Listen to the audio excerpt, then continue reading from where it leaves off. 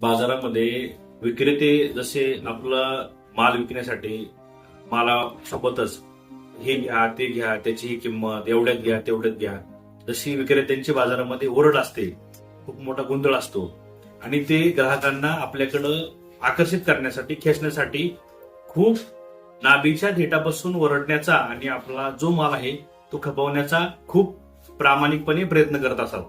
अगदी तशीच अवस्था 2024 ची निवडणूक तोंडावर आल्यावरती झालेली आहे.